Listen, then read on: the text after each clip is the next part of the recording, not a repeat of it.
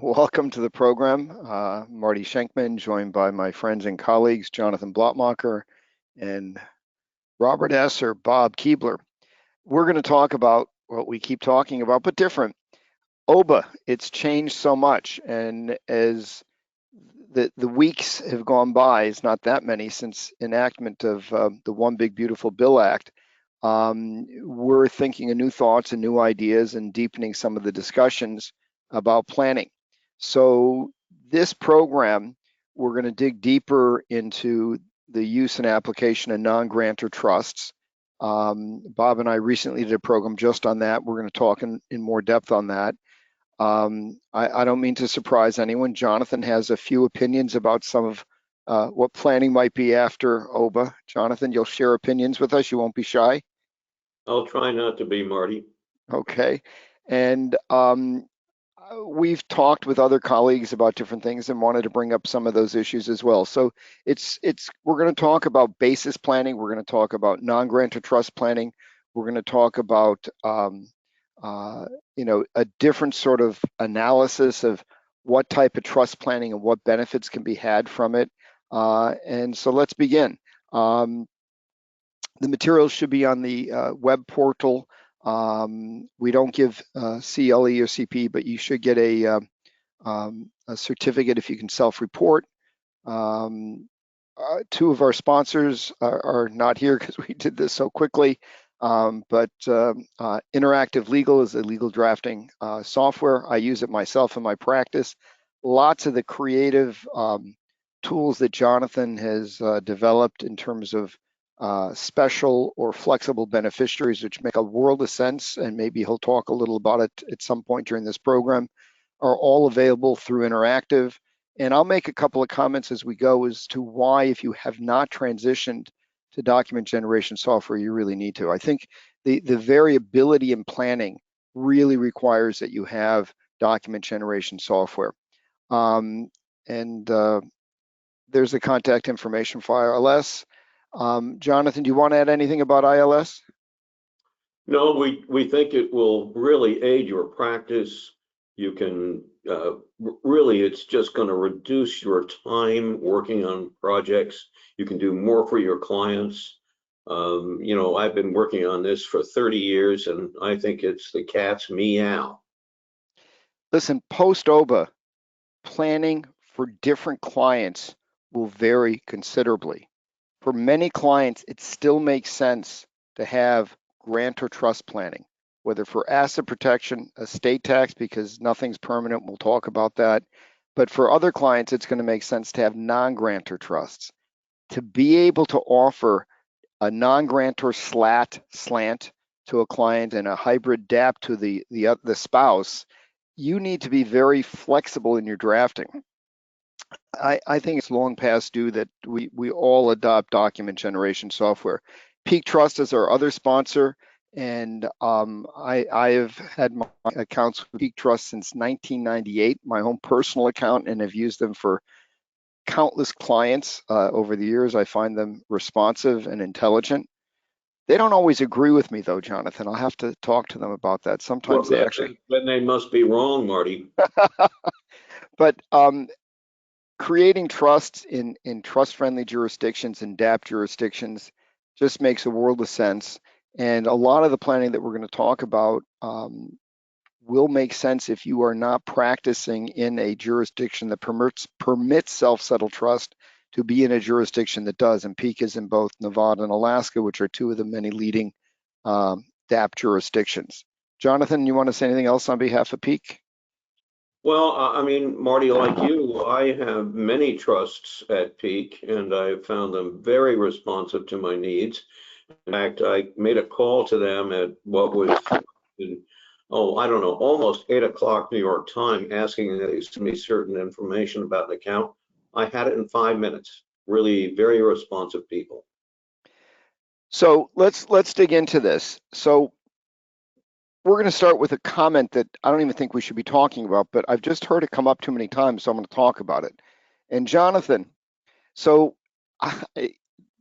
forgive me for even saying it, but I've heard some colleagues, and maybe they practice in a different way than others of us, but Golly, now that we have a $15 million permanent exemption, I can just do simple wills for clients. Comment. Well, of course, the word permanent is not really accurate, because the law will change. I mean, you can bet your bottom dollar that when you get a new Congress and a new administration, which could be in 3 years, or it could be in 13 years, or it could be in 23 years, but the pendulum swings, and you will find that all of a sudden things that you thought were fixed and permanent are no longer that way.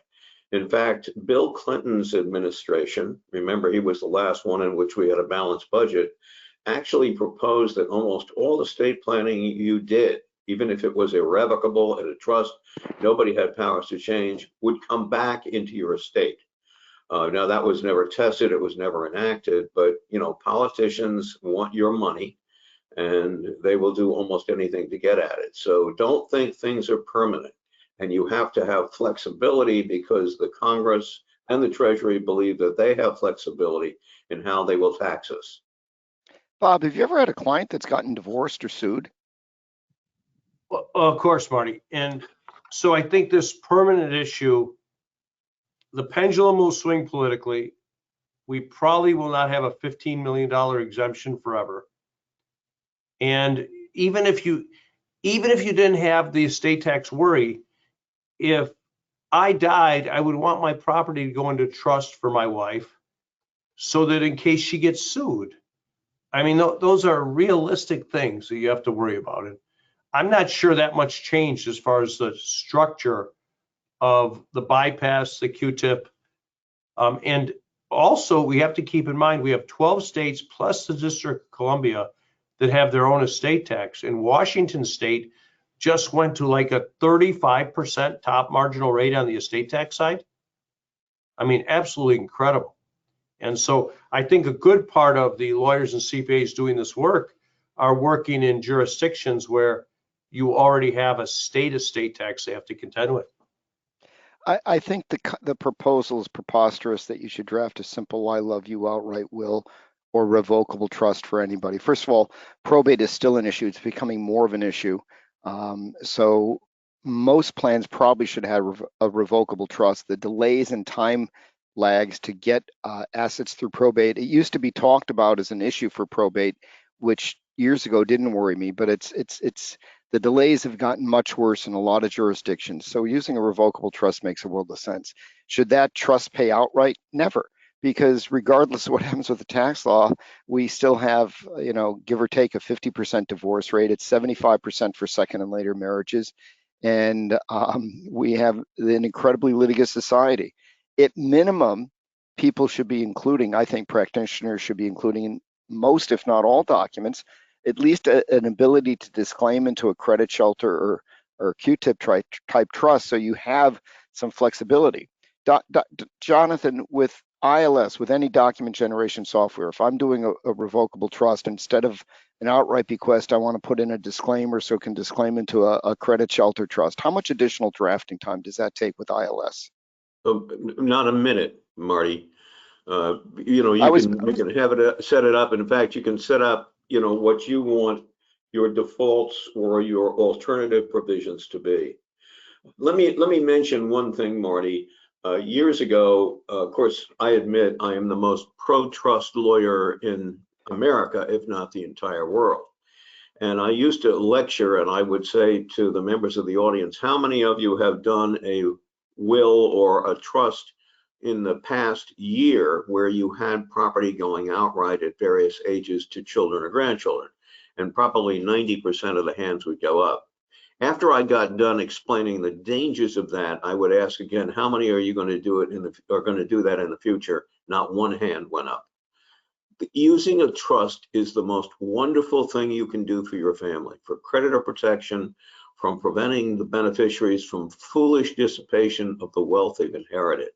I know of no one who says, well, I've made this money, I've worked very hard, I've saved, I've been diligent, but it's okay for me to have some creditor come in of my wife, for the second husband of my wife, for the second spouse of my son to come in and take it all away. You just don't want that to happen.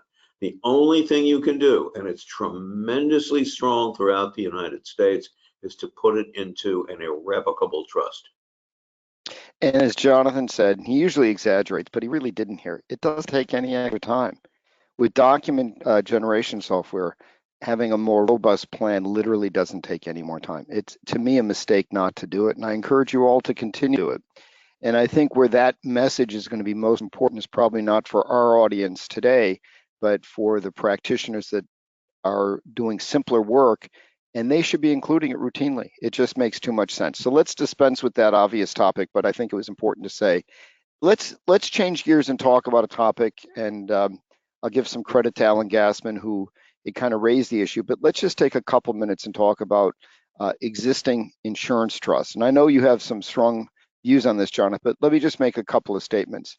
The reality is that very few trustees of insurance trusts realize the liability that they have.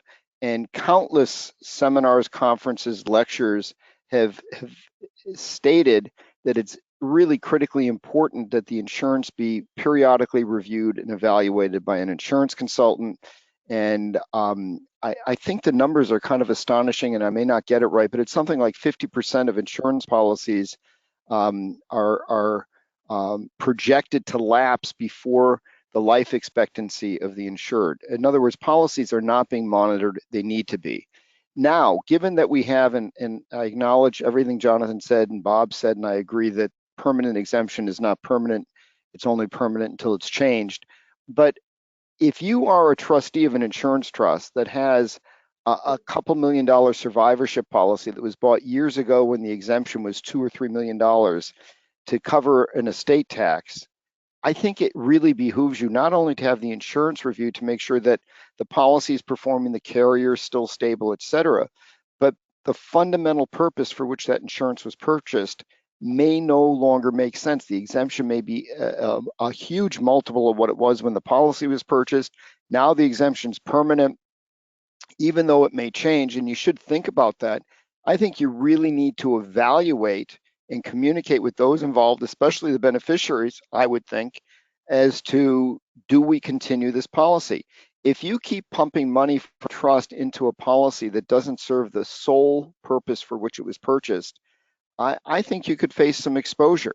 And I think you could do those involved a good deed by evaluating options. You may choose to do nothing and say, hey, the policy is performing well, it's still a decent investment, and we don't think permanent means permanent. But I think protecting yourself by getting everyone on board with that is really important. Jonathan, I know you have a few comments. Well, I have many comments, Marty. First of all, I think that, I once got a letter from the president of one of America's largest insurance companies thanking me for being such a pro life insurance person, and I really am. But you've got to remember a couple of things. Let's say you have an insurance salesperson come in and says, well, Bob, your estate is $20 million.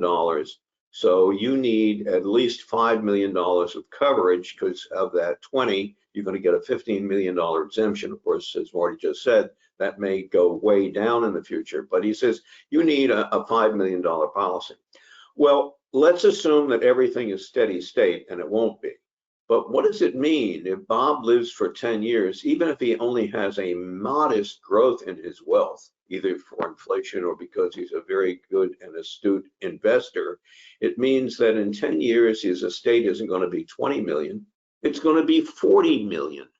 And that means instead of 5 million of insurance, assuming again, which is a false assumption that the exemption will remain at 15 million, it means he no longer needs 5 million of insurance. He needs 25 million of insurance to cover the taxes and the loss of wealth.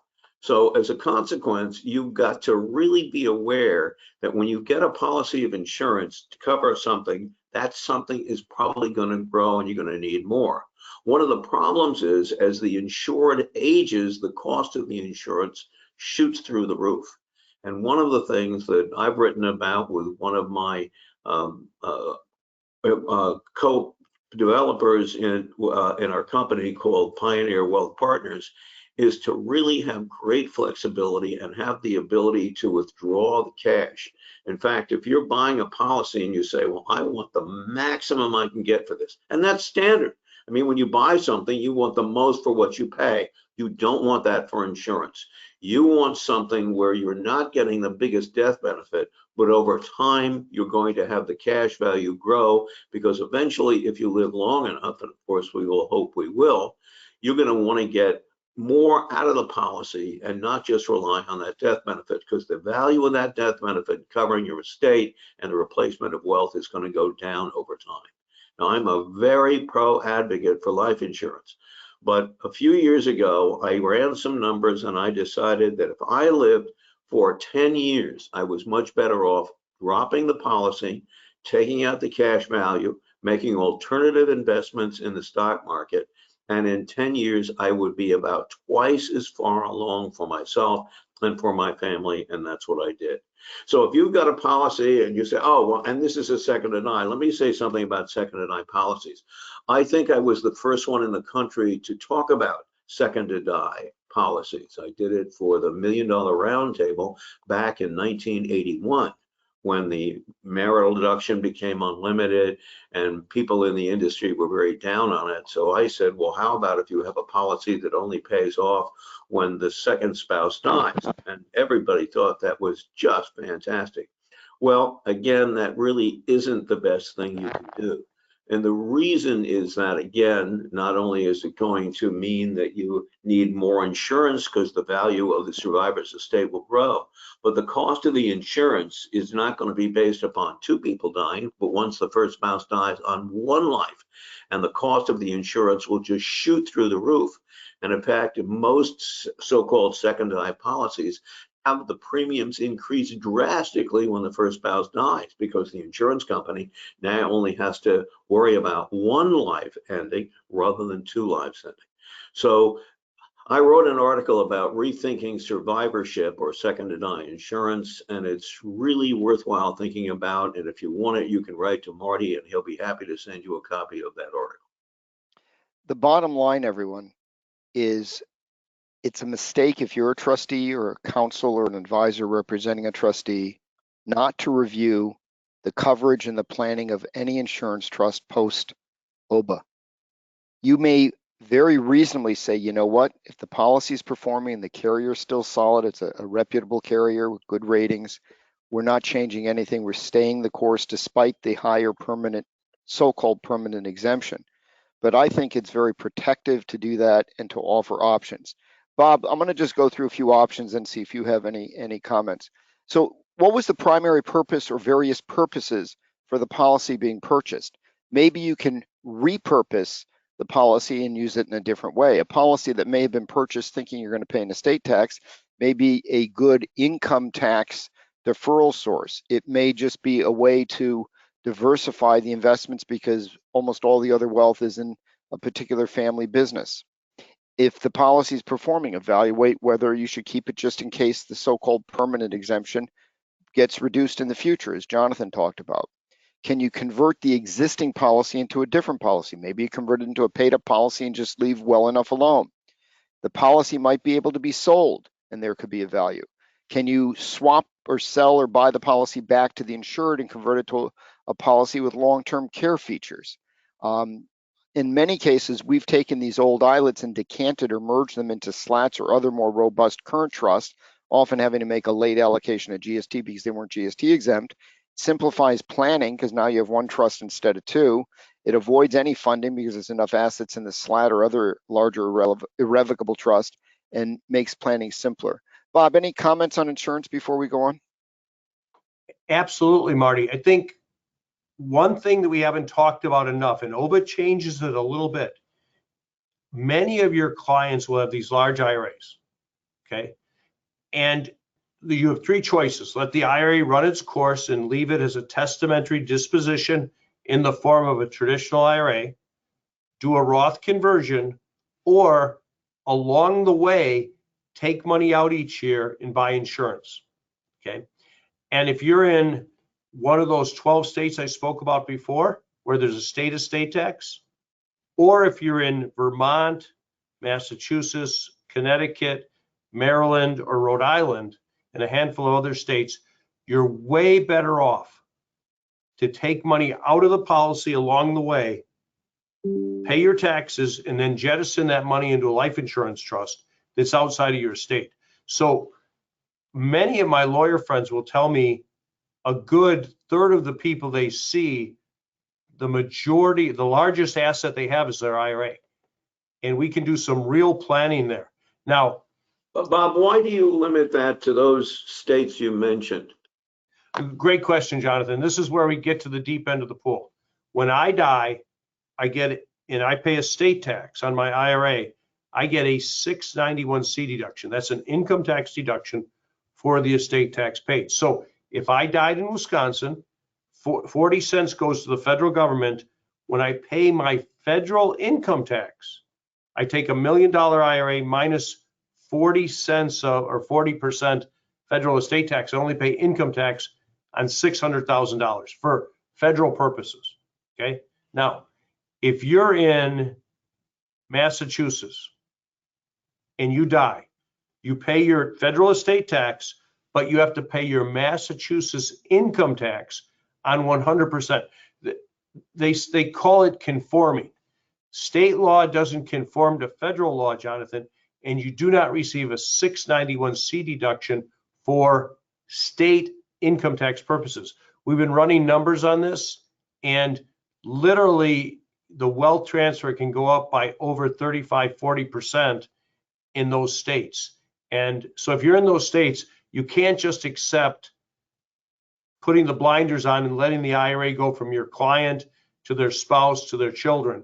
You have to either do a Roth conversion along the way, or you have to take money out to buy insurance. Now, that's only when you're going to have a state estate tax or a federal estate tax. If you're below those limits, not a problem. But if you're above those limits, I think the lawyer has to change their approach a little bit. I don't think the lawyer has to do the math and figure out with precision what to do, but they have to refer that to other advisors that can really look at that and determine the math of the strategies. If I die at 80, 85, 90, 95, what is the best result for my family? And we can flow chart and line graph all that out, Jonathan. Well, Bob, you know, what you say is extremely important, because if you have large amounts of income in respect of a decedent, which you're going to have with a qualified plan or a traditional IRA, not a Roth IRA, you're going to face the possibility of double taxation. And you really need to think about what you're going to do. Keep in mind, Bob, and of course you tried to change this, right now today it appears that you cannot get rid of an IRA or a qualified plan. You can't even get rid of a Roth IRA before you die without having some consequences of that. And that makes it the most dangerous asset in your plan. You can't put it into a limited partnership. You can't try to discount its value. So you're stuck with this asset, which is pregnant with income in respect of a decedent, and the effective rate of taxation. Like if, let's say, the decedent lived in the state of Washington, which, Bob, as you indicated, now has an estate tax rate of 30% plus, plus you have, say, the inheritor, say the children live in New York or Massachusetts or Oregon or California, where you have high income tax, the effective rate of taxation on that IRA or qualified plan can approach 90%. Wow, what an erosion of your wealth. So Bob is absolutely correct. You need to think about taking the money out, paying some tax at some point, but overall you'll have more, because you really can't do much effective planning with an IRA or a qualified plan for purposes of avoiding estate tax or the double tax that will be due when the owner of the plan or IRA dies. So let's change gears completely and let's talk about basis planning. Now, for very wealthy people, they still have estate tax issues. Doesn't mean basis is not critically important. But with a $15 million exemption, the estimates are that only something like 0.2 or 0.25%, a quarter of a percent or less of families will pay an estate tax.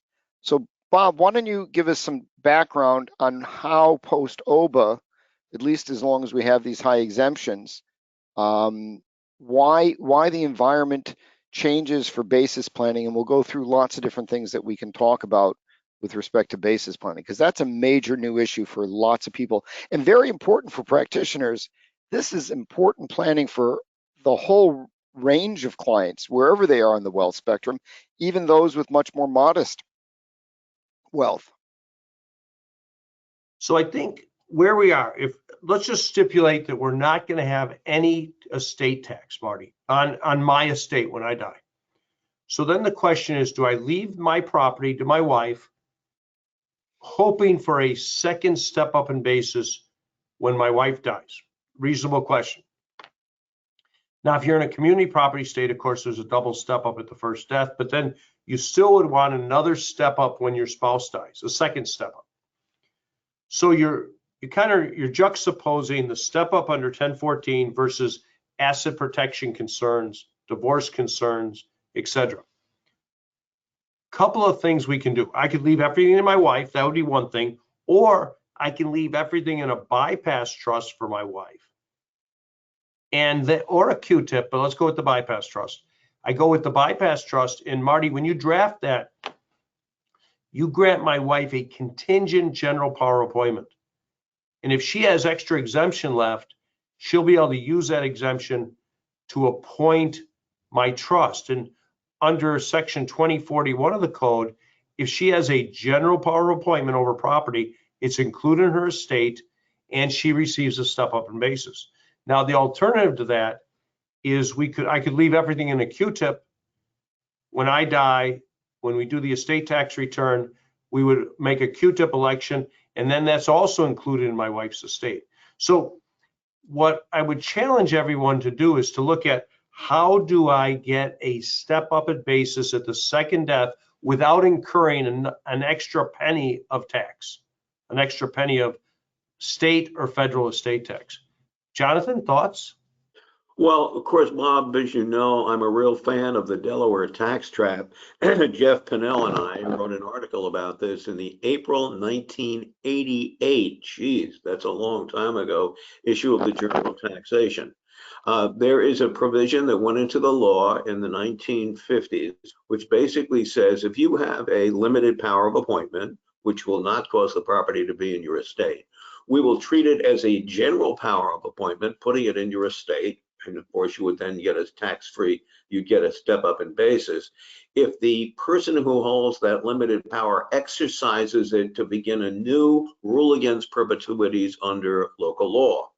And there are many states where you can do that, but Arizona may be the most wonderful one, because there, if your trust is in Arizona, you can give a beneficiary a limited power of appointment, and the beneficiary can exercise it in a manner to cause it to be in his or her estate, triggering section 2041A3, which will cause it to be in their estate. But still, it will be completely asset protected, because it's not a general power of appointment. Or you could do it actually in Alaska, because under Alaska law, even if you have a general power of appointment, it is not subject to the claims of your creditors, except to the extent that you actually exercise it in your own favor.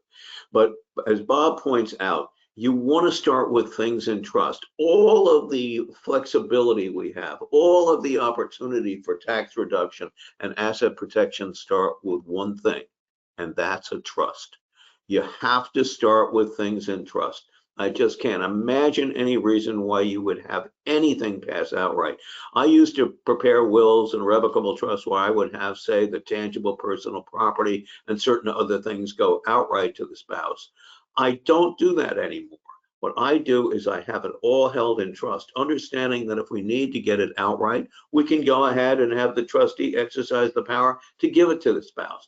But that way, it's completely locked in the most protective thing in the United States, and that's a trust which someone else has created for your benefit.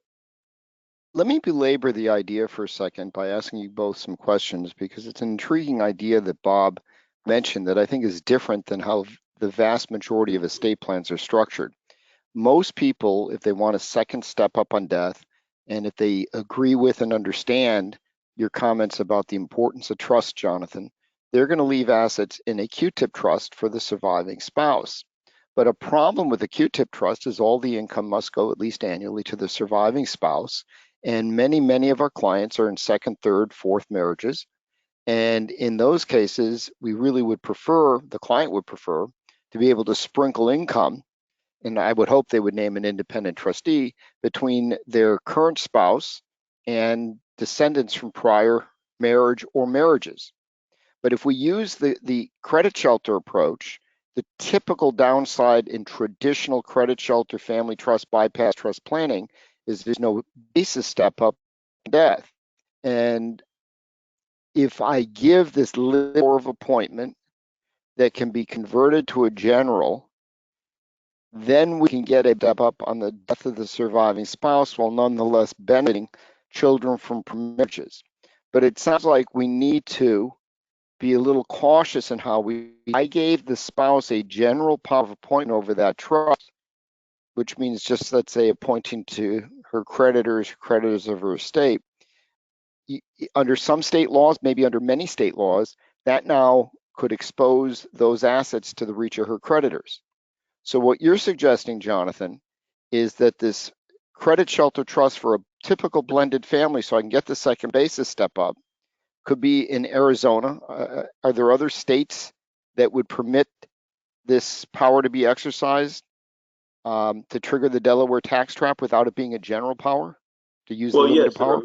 there are many states where you can do that, but the problem is it may become subject to claims of creditors, because in all states, as far as I'm aware, other than Alaska, if you hold a general power of appointment, even if you don't exercise it, it's subject to the claims of your creditors. So you say, well, this is great. I'm going to put it in trust for my wife, and I'm going to give my wife a general power of appointment. Well, that means it may be subject to the claims of her creditors, which means if she's remarried or he's remarried, you may have a claim by the surviving spouse or the children of the other spouse or by other creditors. But if you do it in Alaska, unless you exercise it in favor of the spouse, only if she or he exercises it in their own favor, you will not have creditors being able to attach it. And in Arizona, you can live with a limited power, which won't make it subject to claims of creditors. These are things that are difficult for lay people to understand, but are critically important. But it gives you an opportunity to serve your clients so well, and they don't have to worry about second marriages and stuff. Because as Marty said, the numbers even on first marriages is about 50%. But for second marriages and third marriages, the rate of divorce is even higher. 75. 75, Marty says. But no matter what you do, you want to prevent claims to be made against that property. Having it in trust, not granting a general power, at least in a state like New York or California or Wisconsin, where it can be subject to the claims of the creditors of the power holder. You don't want that. You may remember there were things called palimony, where Bob, took up with a younger woman, and I know he'd like to do that. And even though he doesn't get married, he dies, and the girlfriend says, hey, we were in the equivalent of a marriage. I'm entitled to certain things. He and I had a partnership going, which gave me rights to his property, including property that's in trust for him. So you want to avoid that at all costs. And, you really need to talk to your estate planning attorney about that and go to a state where you can really protect it. Jonathan, let me belabor this another second because I want to make this actionable for practitioners. So client comes to me, typical planning, which is still good planning, and lots of folks do it, and I think more should be doing it, is we're going to leave everything in a Q-tip trust because it's protective. We can allocate GST with a reverse Q-tip election in case that becomes necessary. Why not? And it provides some protection for the surviving spouse, and on second death, we get a basis step up. We can often do build in a disclaimer provision so they could disclaim to a credit shelter trust. But the problem with the credit shelter trust, if there's a disclaimer executed, is it doesn't get the basis step up on the second death. The other problem is with this approach, in blended families, I'm not really helping the children, and I can't even get money to them if it's all in a Q-tip. So if I'm in, let's say, New Jersey, and I want to draft a credit shelter trust, but I want to get a basis step up, if I draft a revocable trust that provides on the death of my spouse that up to the exemption amount, everything goes into a credit shelter trust for my current spouse and children from prior marriages, I've now accomplished all my personal goals. I'll name an independent trustee. Can I say Alaska law shall apply? And then, as Bob described earlier, give a GPOA, general power of appointment, for my current spouse to appoint to creditors of her estate. Because I've named Alaska laws applying, does that suffice to get the result that creditors in New Jersey cannot get at it? Do I Well, have to Marty, have the trust situs in Alaska with an Alaska trustee? Marty, there's a very famous case out of the bankruptcy law called In Re Remington. And in Remington, it was involved Pennsylvania and New Jersey, but because the trust was governed, I believe it was the law of the state of Pennsylvania, it was not subject to the claims of the power holders' creditors. So you've got to do a little bit of shopping that way, but if you want it to be governed by Alaska law, you do two things. One, you name at least an administrative trustee in the state of Alaska and declare that the trust will be governed by the laws of the state of Alaska. And that should protect it entirely. And in fact, as I said, Marty, even if you give one of the beneficiaries a general power of appointment, it will not be subject to the claims of his or her creditors, as long as it's not exercised in favor of his or her estate. But if it's not exercised at all, you should be golden on that point. By the way, very often you're going to want to do asset protection trusts, and you're going to want to locate it in a state which has strong asset protection law. And there are many: South Dakota, Wyoming, Alaska, and all have pluses and minuses, but you need to make sure that you do that in the good place. But keep in mind that if you want to grant someone a general power of appointment to ensure there's a step up in basis at death, you can do that, but you have to ensure that you don't make it subject to the creditors of the power holder. So, Jonathan, you're to clarify, so that people know how to act on this. I can't just create a credit shelter trust on the death of the first spouse that benefits surviving spouse and kids from prior marriages, put it in say in the trust document that's, let's say, for the same hypothetical in New Jersey, say Alaska law applies, give a GPOA to my current wife in the credit shelter and get a step up. In order for that to work, you're saying I have to have more nexus to Alaska by naming a trust company in Alaska, trustee in Alaska. Well, Marty, there may be Isn't the recitation? I thought the law was that if you name a state law as governing, it will govern. I don't think that is entirely settled, Marty. I mean, certainly people who sign contracts every day, let's say you have a person from Ohio and a person from Maine enter into contract, and they say this document will be governed by the laws of the state of, say, Delaware, which is a common thing to do. Well, why can't you do that for a trust? Well, remember, the beneficiaries and the creditors are not going to be parties to that trust agreement. And it appears that if you have a sufficient connection or nexus, as you called it, Marty, then you can choose a state. But you just can't say, we've got two people in New Jersey and they say, well, we're going to have Alaska law apply. You need some strong nexus, for example, having a trustee there or having a lot of the property located there. But you really need to think that through. So we're going to talk about a lot of other aspects of basis planning post-OBBBA. Upstream planning, downstream planning, dealing with assets in existing trusts, and so on. So let's talk about some of the basics of basis planning. Jonathan, you want to go through some of the fundamental concepts, and then we'll talk about some more details. Hopefully the discussion has gotten everyone excited about basis. Not that anyone should need to be excited about basis. Why we're excited about this, but give us the background on basis, and in particular 2023-2. I know you have some thoughts on. Yes, I do. I had a brilliant colleague at Milbank who now works at Greenberg Traurig with Diana Zadel, named Madeline Revlin. Madeline was exceptionally gifted. And she and I wrote an article about 10 years ago entitled Searching for Basis in Estate Planning, More Tax for Heirs. And we started, and even though the exemption, Marty, was much lower at that time, we said, hey, you shouldn't be focusing on avoiding estate tax so much. You need to be focused on getting a stepped up basis. And we talked about that. And one of the things, of course, is to give people either a Delaware tax trap power or a general power, or otherwise have it put in their estate. So under section 1014, you could go ahead and get that basis step up. Now, along the way, I came up with a notion of doing an installment sale to a grantor trust. The IRS had conceded in Revenue Ruling 84-13 that you could basically have transactions with a grantor trust and they would be ignored for federal tax purposes.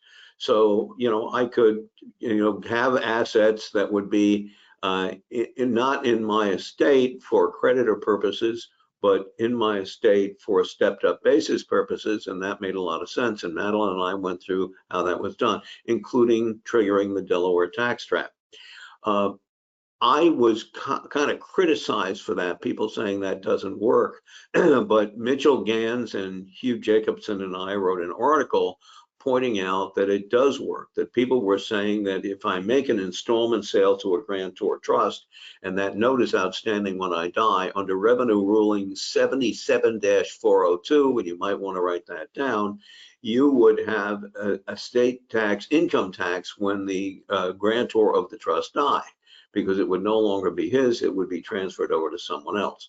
And a very famous lawyer in the United States wrote an article criticizing me for the concept of an installment sale to a grantor trust. And then a couple of more lawyers in Chicago said the same thing. Blattmachr's idea just doesn't work.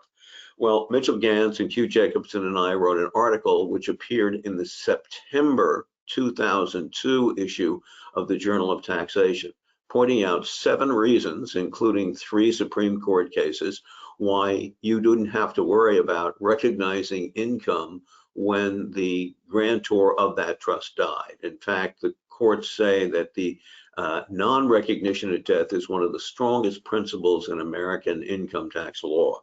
But in any event, we wrote that. In fact, one of them, one of the authors of the 2 that were in Chicago actually called me and said, Jonathan, I apologize. You were right, we were wrong. There is no gain recognition on death. But Mitchell took it a step further. He said, but what about basis? What is basis going to be when you have assets in a grantor trust, which the IRS has told us in 84-13 that there would be no gain recognition? Would you get a stepped up basis? And we took the position in that article, and Mitchell led the way on that, that yes, you would get a tax-free step-up in basis, even though the asset would not be includable in the grantor's estate. Well, everybody knows that in order to get a tax-free step-up in basis, it has to be includable in the estate. But we said, no, that's not true. And finally, people, again, at the beginning just said, this is crazy. Blattmachr, Gans, and Jacobson are out of their minds saying you could get a stepped up basis without having a state tax inclusion. But along the way, the IRS issued a private letter ruling in 2012 saying, yes, you can get a tax-free step-up in basis on an asset in a grantor trust, even if it's not includable in the grantor's gross estate when she dies. And then people began to write the IRS and say, well, I want a private letter ruling as well for my clients who've got assets in what is a grantor trust, even though it's not in the estate. So when the client dies, there will be this income tax-free step-up in basis. And so the IRS finally came out with Revenue Ruling 2023-2. And in there, they said you can only get a stepped up basis if it's includable in the gross estate. Now, Mitchell and I, in September 2023, wrote an article in the Journal of Taxation again, pointing out some flaws in that revenue ruling and why you could get a tax-free step-up in basis for assets in a grantor trust, even though those assets were not includable in the grantor's estate. Now, there's another way around this, and it's important for people to do it. And everybody listening to this has a client who has a trust out there. And you said, we've done a great job. We've gotten all these assets out of the grantor's estate. We're heroes. We're heroines. We did a fantastic job. We got all this wealth out of the estate. But what you miss, of course, is the tax-free step-up in basis. And Marty perhaps will tell us a story about a firm in New Jersey which has been sued because even though they did a fabulous job of getting the assets out of the gross estate, after the patriarch of the family died, the family members came in and sued the lawyers, and I think the accountants as well, because they didn't get the stepped-up basis. And Marty, maybe you can tell us what the end of that story is when I'm done. But the bottom line is we took the position that you could get the stepped up basis without it. But here's what you're going to do, because a lot of people on this, 90%, 95, 98% are going to say, I don't buy it. I saw your arguments in your article with Mitchell in the September 2023 issue of the Journal of Taxation, but I just don't buy it, so I can't do it. But here's what you can do. What you do is you have the client, the grantor, buy the assets back from the trust. Now that is a non-recognition transaction. So you buy it back and you want to use borrowed cash or some other assets. Don't use a note. I won't get into the details. But now you own the assets back. Now they're going to have a very low basis and there will be a stepped up basis when they die. The assets which you've now transferred over to the trust to buy the assets back will not be in the estate. So you're not going to increase the estate tax at all, but now you're going to get a stepped up basis because the assets are back in the gross estate because they've been purchased. And that can happen the day before the client dies. So the client's on his or her deathbed. You either use other assets which have a high basis, or perhaps you borrow it from a bank or somewhere else. You use that asset to buy the assets back. Now the trust that's out of the estate has high basis assets, and the low basis assets, which are now owned by you because you purchased them back, will get a tax-free step up in basis at death. And that's something that you need to go to every one of your clients and say, I'm going to do you an enormous favor. We've gotten all these assets out of your estate, and now I can tell you how we can get a tax-free step up in basis at death. So Marty, that's one of the things that should be considered. Let me jump to slide 18 and make a few comments, and Bob, I'll tee you up for some more basis planning in a second. One of the things that I know is going to happen, we all know is going to happen, clients are going to resort to self-help, and I'm sure they'll do an AI search before they do this on their own without calling any of their advisors, and they're just going to bust old trusts. A client with a credit shelter trust is going to just yank assets out of it so they can get the basis step up. The problems with clients terminating trusts is, first of all, as I said on the top of slide 18, we've talked about it, the permanent exemption may be anything but permanent. We have no idea what's going to happen. And honestly, when I think back to all the decades of practice, and for the last X number of years, all the webinars I've done with Jonathan, every time there's a new law change proposed, it's a roller coaster. It changes all the time. It makes no sense to plan inflexibly as if we know what the law is. We only know what the law is today. So we always need to infuse flexibility. If people pull assets out of that typical bypass trust that doesn't have the mechanism that Bob talked about to get a basis step up, they're potentially ignoring lots of claims on it. Medicaid, lawsuits, incapacity, divorce. The incidents of elder abuse are epidemic. Romance scams, where somebody feigns romantic relationship with the surviving spouse in order to scam them out of the money. If the money's pulled out of these trusts, it's exposed to all of this stuff and more, and that really needs to be considered. Bob, let's change gears and we'll get Marty, back to some. Yeah, sure. I think I may have said revenue ruling 84-13. It's 85-13. And I know you and Bob were being great gentlemen by not pointing that out, that I had made that error. It's 85-13. It's something that you need to name your next pet. 85-13. It is the most important ruling that estate planners have ever gotten from the IRS. Jonathan, I'm keeping track of all the citations of articles and references, and at the end of the program, we're going to test everybody on this program to make sure. And if they don't get at least a 75%, we're going to come after them. Bob, just looking at the slide on slide 19, I'd like you to take a big picture view and discussion. Things have changed. We have lots of different types of trust that we can create, but the dynamic has changed for many clients, and this will lead into our discussion in non-grantor trust. But this is complicated, and I'm not sure a lot of people have focused on how different it can be. Can you explain some of this and why it may be different, and how practitioners can give a greater value add to their clients understanding this? Sure, Marty. When And we're you can talking, quote Steve Oceans if you want with his trifecta, whatever. um, when we talk about a completed gift versus an incomplete gift, I gift property in trust for my grandchildren. I retain absolutely no rights. It doesn't come back to me at all. That is typically a nice, clean, completed gift. I will have to fill out a gift tax return and inform the government of that gift.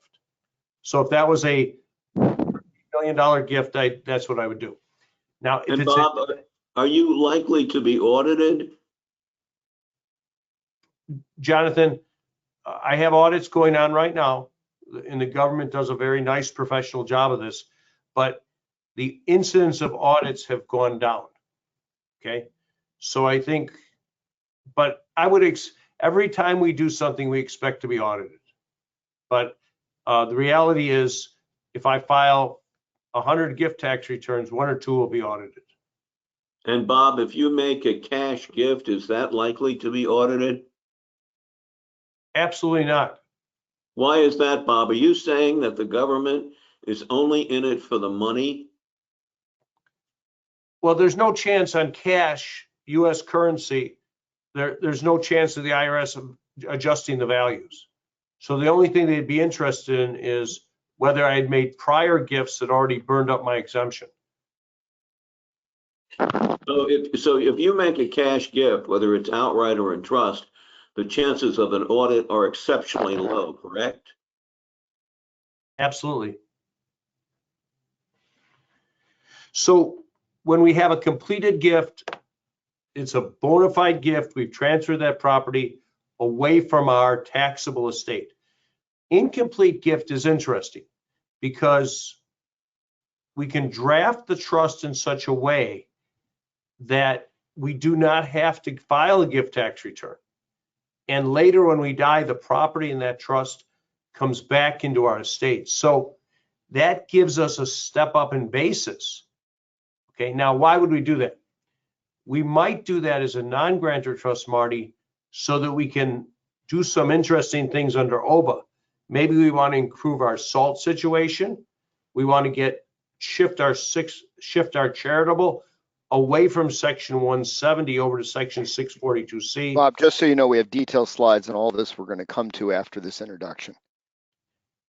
Wonderful.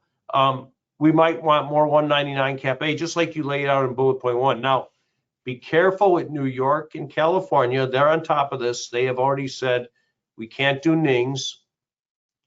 A completed gift, though, does accomplish those goals in New York and California. And the IRS is no longer issuing private letter rulings on the incomplete gift strategy. So when we're evaluating what type of planning we want to do for clients, we're going to go through in some detail the post-OBBBA income tax planning, because the income tax benefits of trust planning can be very different post-OBBBA than pre-OBBBA, and it can be a very powerful tool, even for clients that have nowhere near an estate level that's going to trigger an estate tax. So non-grantor trust planning can be important. Traditionally, I think it's fair to say that the significant majority of irrevocable trusts done for the last decade or longer have been grantor, because we could have the swap power to swap assets back into the estate. We can have a power to add a charitable beneficiary. We can have a power for the settlor to get a loan without adequate security. There's a lot of advantages. And Marty, of course, the major advantage is that the grantor pays the income tax, which allows the assets in that trust to go tax-free. Tax-free compounding is usually the most powerful force in all of financial planning, and you get that with a grantor trust. Now, the IRS, at one time, I began to lecture about this back in the early 1980s. The IRS was very angry, and they issued a private letter ruling saying, oh no, if you have a grantor trust and the grantor is paying the income tax on the income which the trust is receiving, the grantor will be making a gift to the beneficiaries of that trust. I wrote a letter to the head guy at the IRS in this field and said, if a taxpayer took a position as ridiculous as the one you have, you'd either have her put in jail for tax fraud or you'd have her put into an insane asylum. A week later, they withdrew that private letter ruling, and 10 years later, in Revenue Ruling 2004-64, the IRS conceded that the grantor's payment of income tax, which is imputed to her under the grantor trust rules, even though she wasn't entitled to any of that income, would not be a gift. And Diana Zadel and I did a big study many years ago about using grantor trusts or not. We found the most powerful factor of all in planning was the use of a grantor trust because of the ability of the grantor to pay the income tax and allowing the assets in the trust to grow entirely income tax free. And that still is probably true for the wealthiest top tier segment of clients. But for a significant vast majority of clients, for the vast majority of clients that aren't going to pay an estate tax, OBBBA has changed the dynamic. And we're going to talk about a different perspective as to why a non-grantor trust may make sense. But just to summarize the sort of overview Bob gave, we can make grantor or non-grantor trusts. We can make completed gift trusts or incomplete gift trusts. The comments that Jonathan made have been exactly what has fueled and governed much of estate planning, most of estate planning for decades. It is now different for a swath of clients, and that's what we're going to talk about. That's what we're going to talk about. And by the way, one of the things that I think is very important, and I mentioned earlier I was going to plug document generation a couple of times in the program. When you start to cobble together a plan, you may in fact want to do for one spouse a grantor trust for all the reasons Jonathan just said, and also because as a grantor trust, the ability to add a beneficiary, including the settlor in a hybrid DAPT or to allocate income as a SPAT, you may want as a grantor trust. Whereas for the other spouse, perhaps you're going to do a non-grantor trust, a non-grantor spousal lifetime access trust, a SLANT, and you need to be adept at customizing all the different trust techniques you're using. If you have a database of forms, I don't know how a firm, even a firm with a large number of attorneys, can keep documents with that degree of flexibility current for all the changes in the law. That's where I think document generation is a very powerful tool. Very important for some practitioners, many practitioners. When you get out of the upper stratosphere of wealth levels and you're planning for people 10 million and under, the cost of customizing a document could be very high and an impediment to clients being comfortable proceeding with the planning. Document generation software like ILS, and there's others, can facilitate and enable you to very cost effectively create all these different types of planning tools and customize them for the specific client circumstance. Bob, before we go on, you got to give Steve Ocean's credit. He always comes up with clever titles. Tell everyone what the trifecta is, because it's a cute title and maybe it has something to do with the Las Vegas influence, but just tell everybody. Bob, you're muted. You're muted, Bob. Here's the concept. I can create a non-grantor trust. And the original thought was I would create a non-grantor trust to reduce mine and my wife's income on our 1040 to move it to a 1041 so we could recapture our SALT deduction as our SALT went from 40 back to 10. We're going to go through that in detail. You don't have to get deep now. And then it became obvious that we could do other things. We could use a non-grantor trust to enhance our charitable deductions, a non-grantor trust to expand 199 Cap A, or a non-grantor trust to stack up our QSBS stock. Is that the trifecta? That's the trifecta. See, I've talked about that, but I couldn't come up with a clever term like Steve did. So we got to give him credit for the term. It's cute. Right, and if you get four, that's when you have three of those advantages going. If you can get to the fourth advantage, then it becomes a super trifecta, Marty. Okay. All right. So we need to evaluate basis planning, and we're going to look at the income tax and basis planning and the interrelationship of it. Now, downstream planning is something that doesn't get talked about. We'll talk about upstream planning. Everyone knows that is. You give a GPOA, a constrained or confine GPOA to a say an elderly parent or other benefactor, aunt, etc., to get a basis step up. Bob, do you want to explain downstream planning? It's the good old gifting we used to do, because it just has a different environment with this high permanent exemption for now. Right. Let's jump beyond the kiddie tax. We have an adult who's 25 years old. She's out of college, and parents give her Apple stock they paid $1 for. She waits, say, 60 days, and then she sells it for $100, $200. That capital gain is going to be on her return, not on her parents' return. If there were dividends on that in the meantime, those dividends would be taxable to her, not to the parents. So let's say the parents are in a 37% rate and she's in a 12% rate on ordinary income, Marty. That's an arbitrage of 25 cents on the dollar. It's pretty big. It's pretty big. And I think with such a high exemption, people are going to want to do that more. Now, I can have my cake and eat it too. I can do a non-grantor, spousal lifetime access trust for my wife and my children. Bob, how do you make it a non-grantor trust when we're going to come to that, Jonathan? We're going to come to that. We got slides on that. I know you're excited. We're going to come to that. But if we do that, and it's a drafting method, it's very easy to do on iOS software. But the thing that comes down to is I could be making distributions every year to my daughter, picking up that 25% arbitrage. But my wife could still be in the background as a beneficiary of that trust. So I wouldn't give up that financial security for my wife, but yet we'd pick up, as long as things are good, that income shifting ability in the interim. So I think there's tremendous opportunity here. Well, Bob, let me ask you a question. Suppose I don't have a wife or I'm in a second marriage situation. Can I do it and be a beneficiary of that trust for myself? Well, Jonathan, you've written a lot on this, and I think we can do something like that in Alaska or Nevada, Wyoming, one of the domestic asset protection trust states. The IRS issued a ruling, I think in 2009, that actually works. So, but we have to do it where my creditors cannot get access to that trust.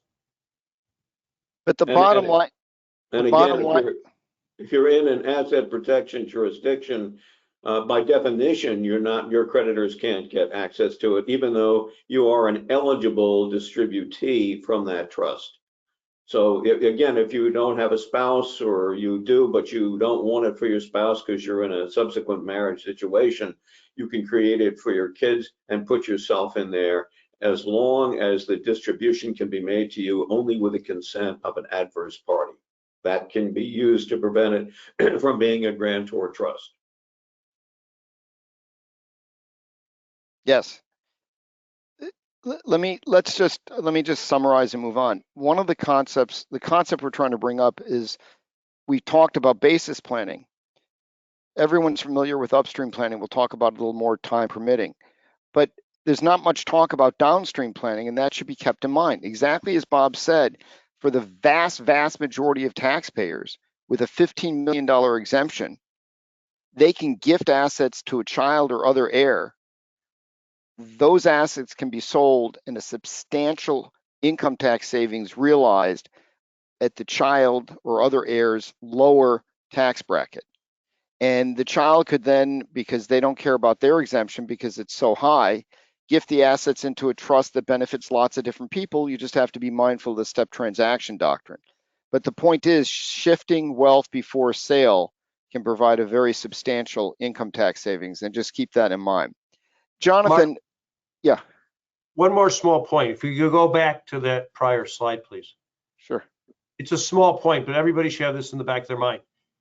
We have to deal with this kiddie tax, but I just taught an AI CPA class, and one of the CPAs on there pointed out that you can even transfer up to $2,800 to grandchildren and have it not be subject to kiddie tax. So Marty, she just passed away, but I represented a lady who had like 40 grandchildren and great-grandchildren. And that means we could move that much money off her return and it wouldn't even be taxed. And that's one of the general income tax benefits of a non-grantor trust. So if you have 10 grandkids and you can move 2,400, I don't know, it's approximately that number, off to without a kiddie tax issue, you can give 10 times 2,400 every year, year after year, where there's no tax. So it's just one of the other many benefits of non-grantor trusts.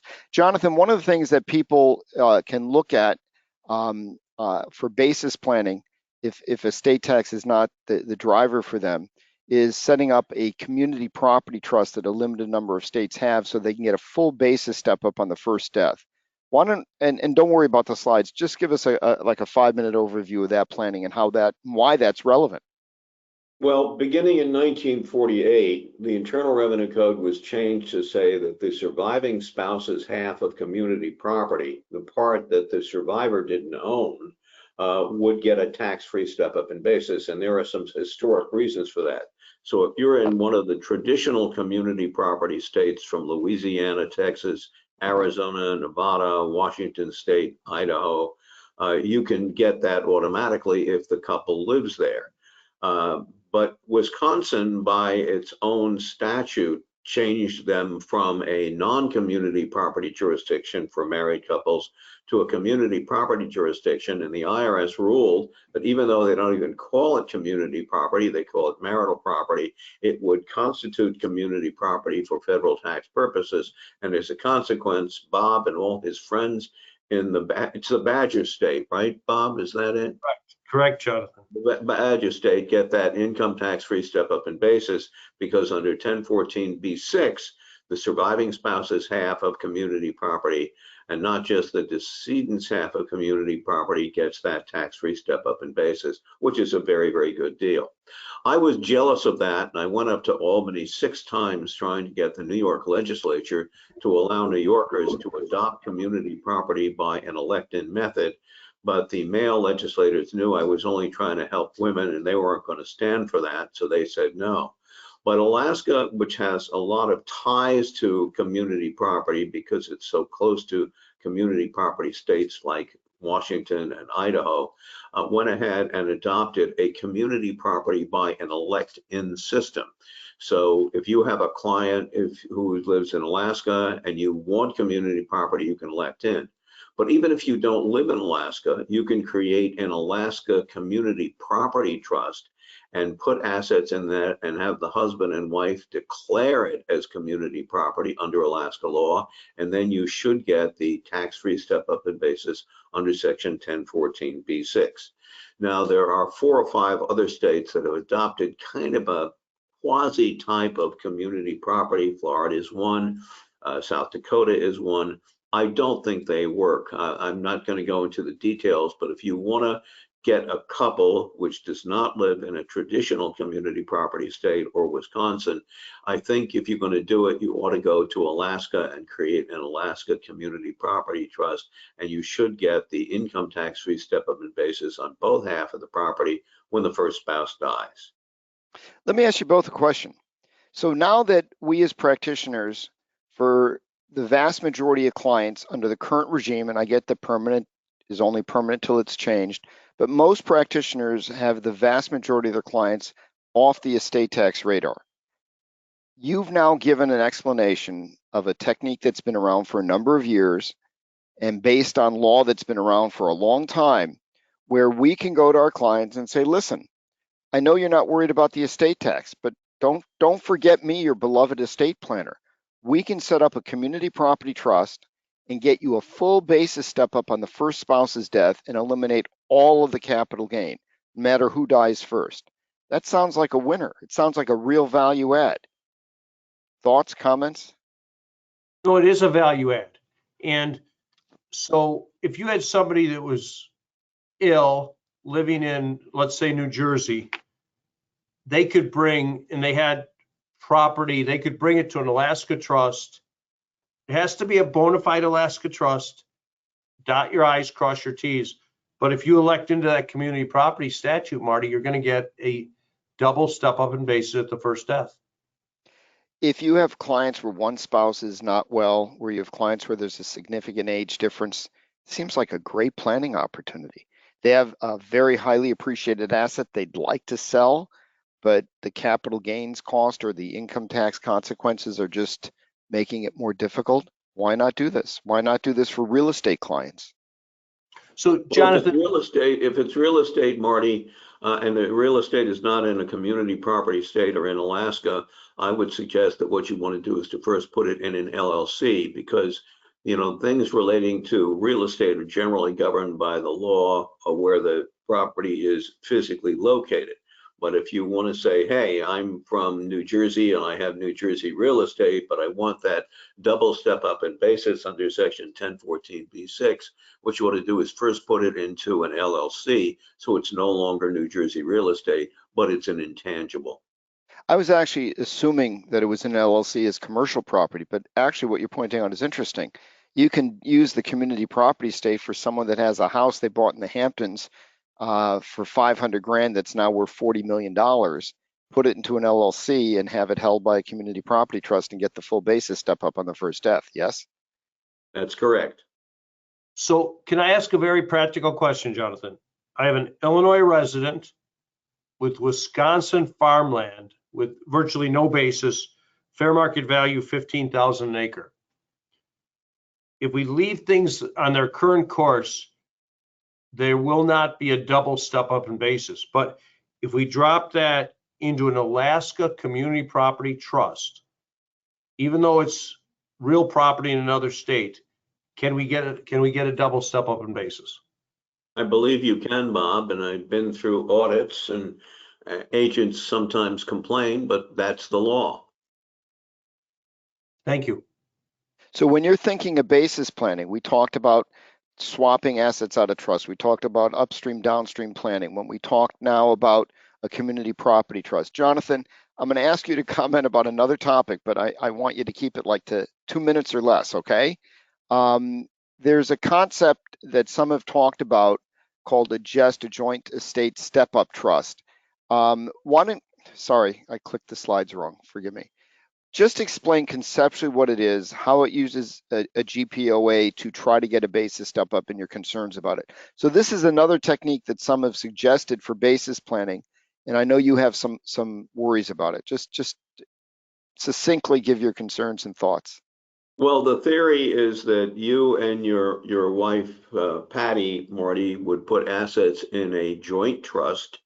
And because of the powers that you have on the part you put in and the part that Patty has over what she put in, it would be in the estate of the person who contributed to the trust. So if you put in, say, 30 million and Patty put in 10 million and you died, the 30 million would be in your estate because of your interest in that property.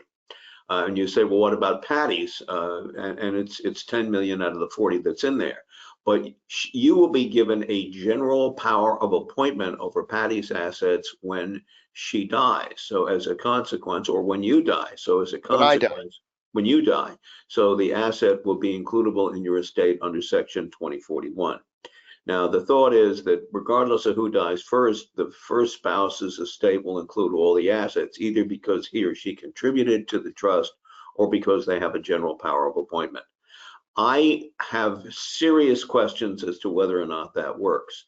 The IRS has indicated that if you do have a transfer basically as of the moment of death, and it's going to go back to the other spouse because she or he has a general power of appointment over it, well, maybe you then have section 1014E apply, which denies the stepped up basis because it's an asset which has been re-inherited within a year of having made the gift of it. Remember, the gift won't be made, won't be complete until death, and it's going to instantly go back to the spouse because you have a general power.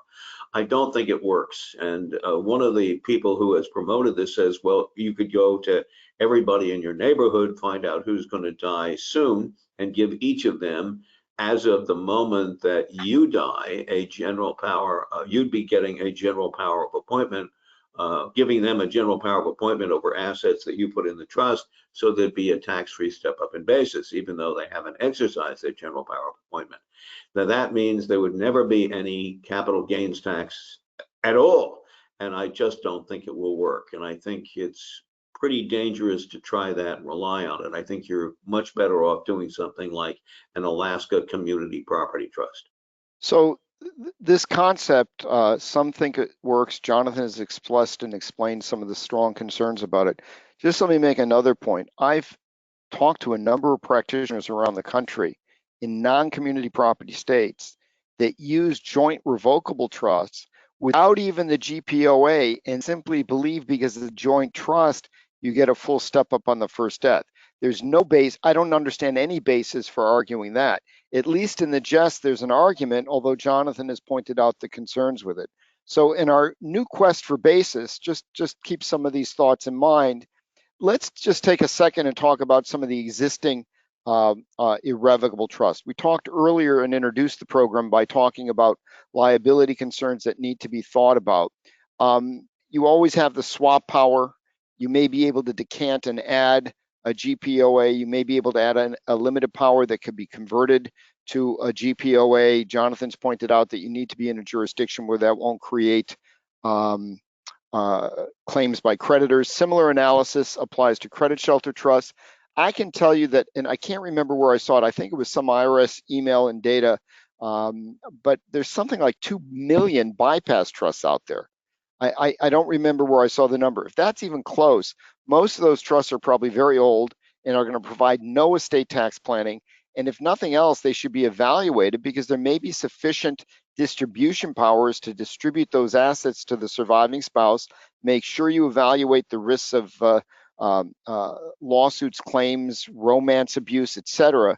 But we may be able to simply terminate those trusts if there's an independent trustee with the power to distribute to the spouse, put the assets back in the estate and get a step up because the estate tax savings is no longer relevant. So it's certainly any accountant that prepares a 1041 for a bypass trust, raise the question, does this trust still make sense? Maybe we can get out of it. Bob, do you want to just mention, or Jonathan, just summarize a few last points on basis, and then we'll move on to the non-grantor trust. Jonathan, go ahead, please.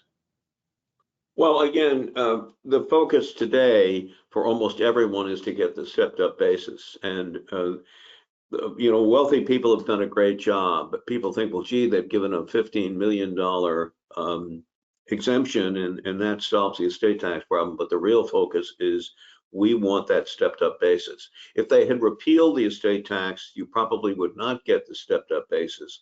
That happened in 2010, where you could basically elect not to have assets in the gross estate, but then you had carryover basis. So by giving a big exemption with people no longer focusing on the repeal of the estate tax, but still having it in the estate, I'm aware of a number of people who were billionaires. They died, their spouse inherited their property, and there was no estate tax, but even though they had functionally a zero basis in their assets, it all got a tax-free step up in basis without any tax. And of course, now the surviving spouse has those assets, you can do more traditional estate planning. And that's going to be great, and you don't have to worry about the stepped up basis because you got it when the first spouse died. So that's critically important to think about. So Bob, let's change gears for the rest of the program and talk about largely non-grantor trusts. I think you've introduced the concept, but I just want to re-emphasize because it's so fundamentally different. Most estate planners have spent most of their focus, and I'm not talking for the uber wealthy clients, but the vast majority of estate planners for the vast majority of clients have spent most of their focus on, you know, avoiding estate tax using non-reciprocal slats or gifting, and using revocable trusts and other mechanisms to avoid probate. But we now are adding to that using non-grantor trusts for income tax planning. So for many estate planners, this is a big pivot. They're going to want to hug all their favorite accountants because now the focus of much of estate or trust planning is going to be saving income taxes, not avoiding probate or saving estate tax. So for a lot of people, it's going to be a big pivot. Any general comments? If not, we're going to just jump in and talk about SALT on slide 40. No, complete renaissance in non-grantor trusts. Here's my thesis. For the moment, we have a $30 million estate tax exemption. That means 1 out of about 400 families will have an estate tax problem. And that means that the lawyers that spend every day helping these families will have less estate tax planning to do, and they will pivot to doing income tax planning using trusts. So Marty, that could be non-grantor trust for the things we've been talking about, SALT, etc. It could be more charitable lead annuity trusts. It could be more charitable remainder trusts, but it will be income tax planning that has its genesis in the trust code, meaning we're going to use a trust to accomplish an income tax objective. And I think that will be the really big thing in legal education and for accountants in the next 24 months. So why don't you go through the example? You had mentioned how we can use a non-grantor trust to save SALT, and explain it clearly so people not familiar with it understand it, because the same concepts apply to lots of other tax benefits. Sure. Here's what's going on conceptually. With SALT, when my wife and I get a $40,000 SALT deduction, however, that goes back to 10 if our income is at 600,000. So Marty, if you and Patty have 600 of income, you're only going to get a 10,000 SALT deduction. But if you can move 100,000 of income off your return into a trust, you now get your SALT deduction back. So that saves you about $12,000 or $13,000 a year. Now let's just go through that a little bit further. The next thing we have to do is, can that trust also shift income potentially to my children? But let's look at the example. So client's income exceeds 500,000, this $40,000 SALT deduction is going to be lost when you hit 600,000. If you can bring your income back to 500,000, you get your SALT deduction back. So of course, this is only if you itemize deductions. This is only if you itemize. But the easiest thing to do is, if you're right at that, between that $500,000 and $600,000 range, how do I get some income off my return, Jonathan? How do I get income onto a trust return or onto my children's return? And because if you're in that 500 to 600,000 range, Marty, the effective federal tax rate is 45.5%. Well documented, nobody disputes that calculation. So this is a big thing. So what my lawyer could do would be to set up a non-grantor trust. I shift my property into that non-grantor trust, and suddenly I get my SALT deduction back. Big income tax savings potential. And now, for again, those you'll be using gift tax exemption to do that, but that probably is well worthwhile. But Jonathan, we might not have to use gift tax exemption. We could create this, other than in New York or California, we might be able to use the ING format and have it be an incomplete gift. That is true, Bob. On slide 41, Jonathan, you had raised the question of how you get a trust to have an adverse party approval. Let me step back and explain what we're talking about, why, and how this fits into planning. So first, this kind of planning can work for a mass affluent client. You don't need somebody worth $20, $30, $40 million. This can work for somebody worth $5 million or $4 million or $3 million, because they may still be able to get a good current income tax benefit by shifting, as Bob explained, assets that generate passive income to a trust and getting it off their personal Form 1040, their personal income tax return. Now they get the SALT deduction, and we're going to talk about other deductions, because you can compound or multiply the different deductions that this planning can benefit. But for a client that's a mass affluent client, $2 to $10 million, for example, they're not going to likely be very comfortable, and let's assume a married couple to keep it simple, they're not going to be comfortable giving up any access to these investment assets they move off their balance sheet. And obviously it's not retirement assets, it's savings that are non-qualified. So a common type of trust tool to use, which everyone's familiar with, is a spousal lifetime access trust, or a SLAT. But a SLAT, it serves the purpose that the spouse is a beneficiary, so the settlor spouse can benefit indirectly through the spouse as a beneficiary. But that won't accomplish the goal, because if my spouse is a beneficiary, it's automatically going to be characterized as a grantor trust, income tax to me, I've not been able to accomplish what Bob said. But I can set up a spousal lifetime access non-grantor trust.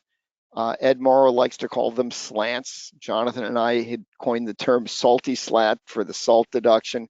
Whatever you want to call it, you can set up a non-grantor spousal lifetime access trust. The advantage of this concept for a mass affluent client is that they can save current income tax. Their spouse is a beneficiary, so they can continue to get access. So you got income tax savings and access. It's not the slats in the traditional typical application to save estate tax exemption, although it's in the completed gift format, it will do that too. Now, the one nuance, or one very important nuance, and there's many, in order for it to be a non-grantor trust and still get access, you can't have the swap power. You cannot have the power to loan to the settlor without adequate security. But if my spouse is going to get access, a distribution, it has to be approved by an adverse party. Who's an adverse party? One of our kids. Why? Because if the kid approves the distribution to my wife, the kid can have less than the trust they can, so it's adverse to them. So with the adverse approval, and I suggest you consider actually documenting that, not just having the provision in the trust, but if a distribution is going to be made, have a sign off by an adverse, document it in the trust records before distribution is actually made, so you can prove adherence to it. Now can give a client a current income tax savings, like on SALT, we're going to have Bob explain more of them, and still preserve access. And gee golly, Jonathan had mentioned many times about potential changes of the future of tax law, estate tax rules. Let's say in 5 or 10 years, all the rules change and this trust no longer serves a purpose. An independent trustee can distribute the spouse and really unravel the plan. And you probably need not care exemption used, but you adapt. The point is it's flexible. So we can give a client current income tax savings, flexibility to access, flexibility to unravel the plan later. Marty, you're breaking up a little bit. I don't know whether it's your head. Bob, am I correct that Marty is breaking up? No, I can take this next slide and we'll give Marty Sure. a chance to try to fix that.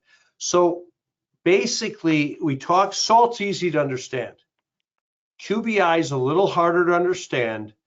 And what happens with QBI is once my income's too high, I can lose my QBI deduction. So there is a phase out range under OBBBA. Now it used to be $100,000 phase out. Now it's gone to 150. But the interesting thing is, let's look at an example. So you have a dentist earning $200,000 a year, and she sets up 3 non-grantor trusts, 1 for each child. Can she gift the building into the trust and shift that income off her return? The answer is absolutely yes. She can gift the building. Now, she couldn't gift shares in her dental practice, probably, because that would probably be an assignment of income under Lucas versus Earl.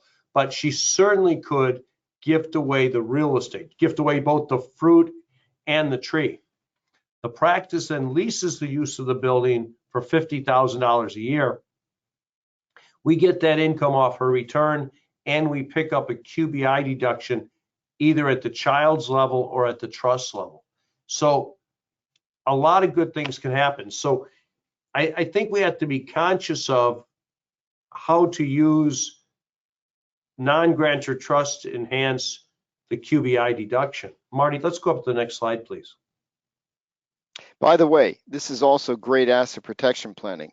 If you have any kind of physician or other professional that has a building in their practice, why on earth expose that valuable non-practice asset to the suits and claimants of the practice? So Marty, the same thing to a lesser extent could occur if somebody there's all these phase outs under OBBBA. One of those phase outs is tip income. So maybe if you had too much money, too much income, you wouldn't be able to exclude your tip income. Can you get your income down? If part of that was, basically interest or dividends, can you get that off your return? And so this could be a very common thing. I certainly know there's people in major cities that work at wonderful restaurants that earn quite a good income and their tips won't be taxable up to $25,000. Yeah, the point is that any OBBA tax benefit that's subject to phase outs, a non-grantor trust may work. And the whole point is this works for clients that are far less high earners and far less wealthy than a lot of the traditional clients estate planners have served. But we can bring value to these people in terms of asset protection planning and income tax planning, even if the estate tax is irrelevant. Absolutely true. And then the other thing, Marty, is we can also do the same thing with QSBS, the qualified small business stock. That's big. And that's big. So people have come to see me. Let's say that somebody comes to see me tomorrow. They're about to sell their C corporation for $50 million. They could exclude 10. 40 would be taxed. But if they transferred $28 million, theirs and their wife's exemption, to trusts for their children, 3 separate trusts, they could exclude that entire 28 plus the 10. Now, if they go further and they use a NING, they could even transfer more property. Bob, what about someone who doesn't have a C corp but has an S corp or a partnership? Well, if they have an S corp, they won't qualify for QSBS absent further planning and 5 years after that point. But what you can do is I can still get some of that income off my return. If you had somebody selling their business for $1 million, Jonathan, they could potentially spread that out across their children and reduce that rate. So maybe instead of being at a 23.8% rate, they could drop that rate down to 15%. Bob, a lot of estate planning attorneys are really not familiar with the income taxation of non-grantor trusts. We don't have a lot of time, but and I'll advance the slides as you tell me, or you can just ignore them and talk about it. But can you just give a quick overview so estate planning attorneys that are not versed in non-grantor trust income taxation just understand some of the basics? Because that's important for all the stuff that we've just talked about. So when you have, let me juxtapose this with a couple things. When you have a C corp, all the income is taxed inside the C corp. And when you have a partnership or S corporation, all the income is taxed on the return of the owners. When you have a trust, the income is taxable to the trust, but if you sprinkle that income out to the beneficiaries pick that up on their return. So it's a quasi flow through entity. So if a trust earned $100 and it paid out $70 to the beneficiaries would pay tax on $70 and the trust would pay tax on $30. So you can shift the income from the trust to the beneficiaries. And that's the strategy. And it's a very small, it's certainly less than, if you really wanted to understand trust taxation at a pretty competent level, it's probably only 40 or 50 hours of work. So if you're willing to devote an hour or two a week for the next 20, 30 weeks, you'll be fine. You'll figure this out pretty quickly. So Marty, it's about do I want the income on the parents' return? Do I want a trust return? Or do I want to get it out to children and grandchildren? So the mechanism is all through subchapter J of the code, sections 661 through 663 give us this concept of D&I, distributable net income. And non-grantor trusts can deduct distributions to beneficiaries through the D&I mechanism. And then the beneficiaries have to pick that up on their personal return. Now, part of the reason we do this is because the trusts are in a compressed tax rate, 37%. So if my children and grandchildren are all in the 12 or 15% rate, but the trust is at 37, no doubt we want to move the income off the trust return to children and grandchildren. Now, the dynamics of this, when you have a bypass trust, are interesting because if I distribute it back to my wife, Marty, I'm just going to throw it into her taxable estate. But if I distribute it to my children or grandchildren, I'm pushing it further downstream. So that's kind of what's going on here. But the difference now is the spouse, the surviving spouse, may not be subject to an estate tax. The key point is people often dismiss trusts as really inefficient from an income tax perspective. We've demonstrated that trusts can gain significant income tax advantage on the settlor side, the client setting it up, because you now may qualify for a SALT deduction, a 199A deduction, amplify and expand the QSBS deduction, and other OBBBA tax benefits. Now, on the second side, on the trust side, you can sprinkle income out if you have beneficiaries and get the brackets lower, avoid the NIT tax, avoid the highest income tax, so you can get benefits on both sides. You can bookend your tax benefits. If we had an extra half an hour, I'd have Jonathan explain his concepts of flexible beneficiaries that can enhance that even more. But I think people, when they say, oh, geez, trusts are at a high tax bracket, compressed tax rates, it's true, but it's only part of the story. You can get tax benefits on both ends of the equation. And that's really a powerful planning tool that estate planners need to add to their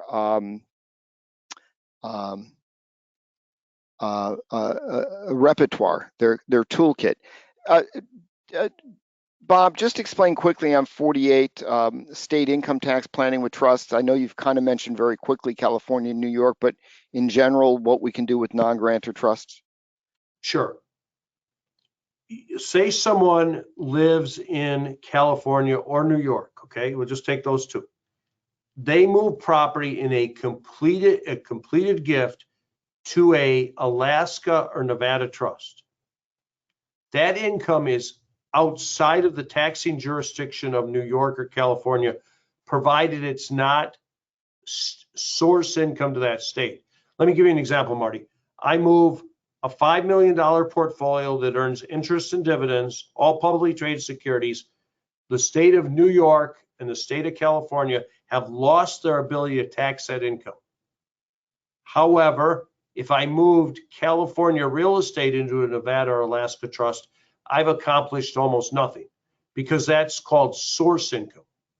So if it's from real property, it's going to be harder to get out of your state. Now, what you do with real property is you set up debt.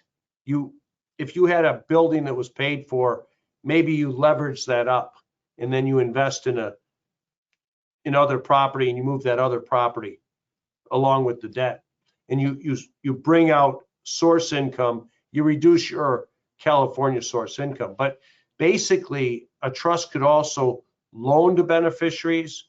We can make unequal distributions.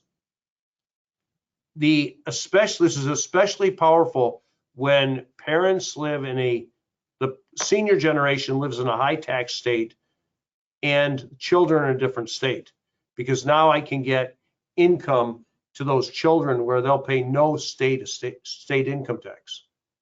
Jonathan, I know we're running out of time, but it's a clever idea. Can you just very quickly explain this concept of giving a 678 power to someone to pull out the state side of state source income?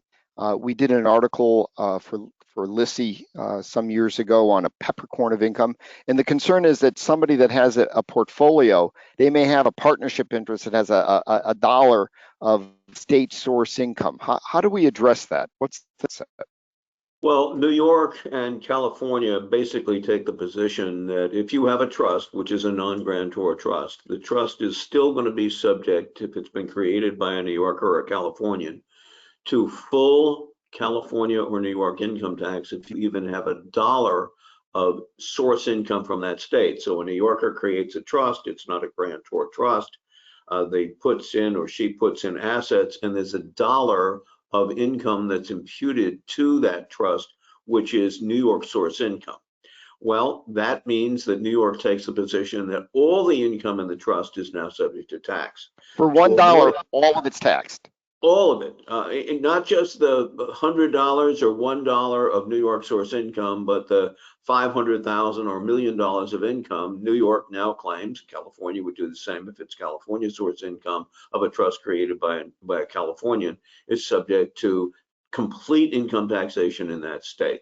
So to avoid that, what you do is you give a beneficiary right in the trust the right to withdraw all of the source income. If you created a New York trust, you give the beneficiary, who's not a New Yorker, but you could even do it if he or she is a New Yorker, the right to withdraw all of the New York source income.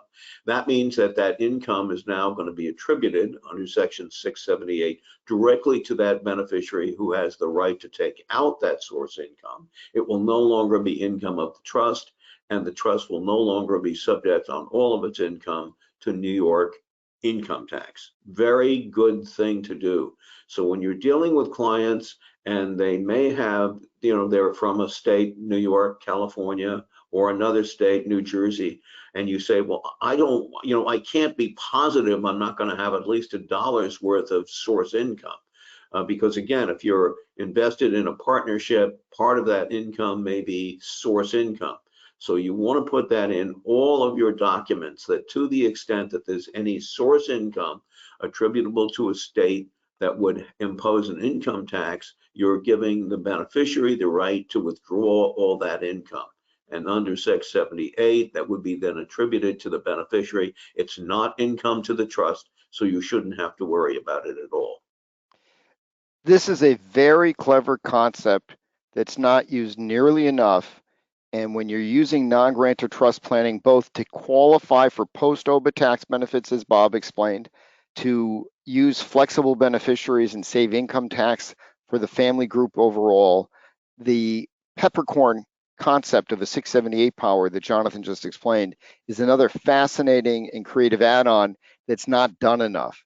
And hopefully what we've just done in this discussion is given you an understanding of how post-OBBBA you can provide incredible value to a very wide swath of clients from an income tax planning perspective using trusts in creative ways.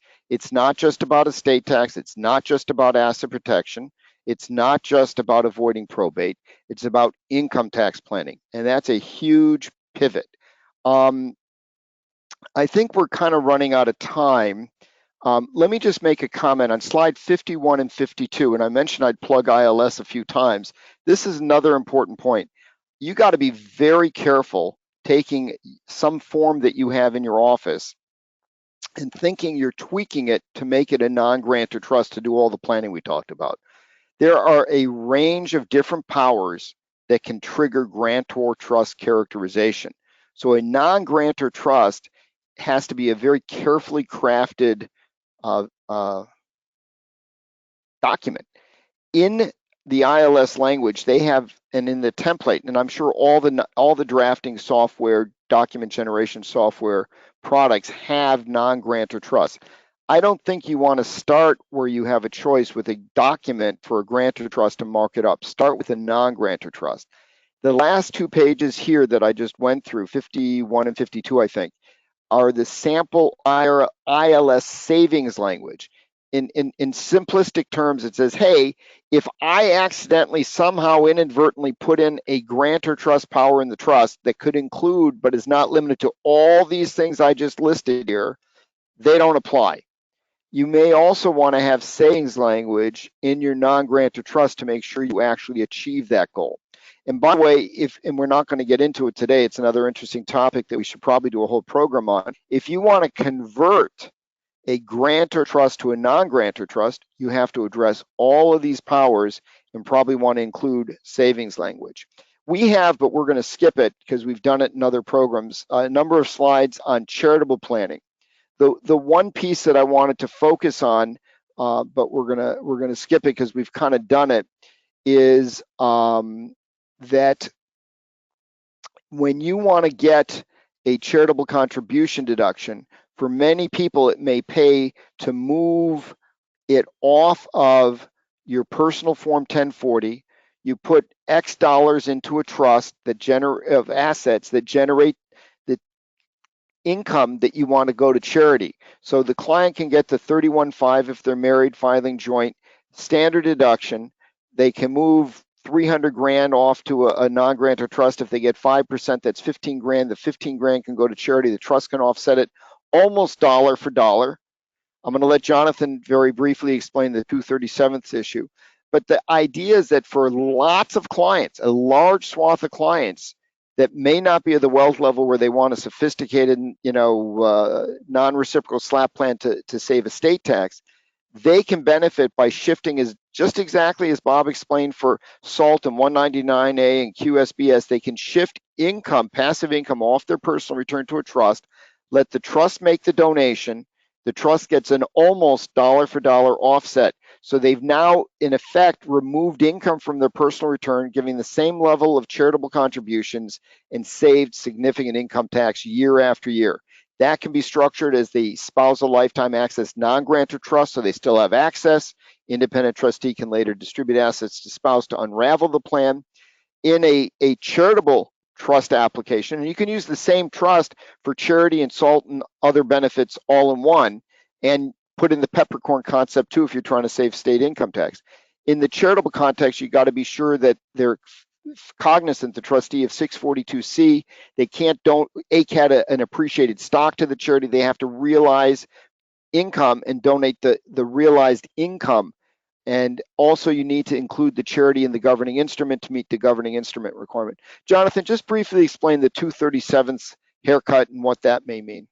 Well, this is a complicated matter, and we could spend at least an hour, if not more, on it. Basically, what has happened under the new act, which will take effect at the beginning of this coming year, you basically have almost all of your itemized deductions cut back by the difference between the tax rate at the top rate and the rate below it.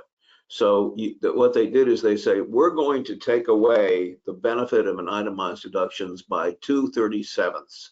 And that will mean that you don't get the full benefit of your charitable deduction or your other deductions that you otherwise would get. And for an estate or trust, which is supposed to have an unlimited deduction for its gross income paid pursuant to the terms of the governing instrument to charity, that will no longer be the case. So right at the beginning, you're going to go ahead with an estate or a trust. Once you're over about 16,000 of income, that 2/37 kicks in, and it will mean that you don't get the full deduction for the amount you've given to charity.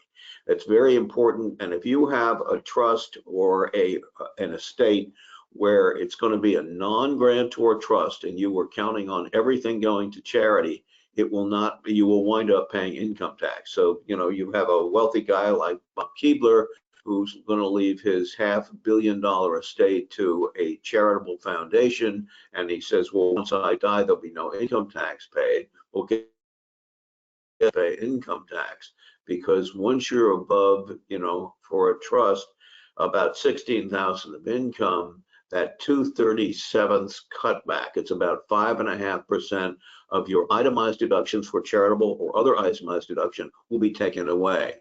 So even if you have an estate where it's going 100% to charity, 100%, you're still going to have to pay income tax on it.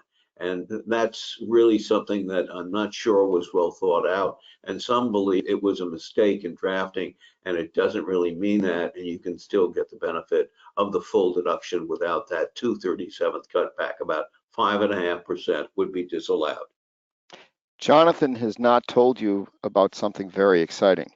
If you can't sleep at night because you're so focused on what Jonathan just explained, we have a separate webinar just on charitable planning post-OBBBA where we spend, I think, 60 minutes or 90 minutes talking just about the charitable planning that I covered in like 3 minutes.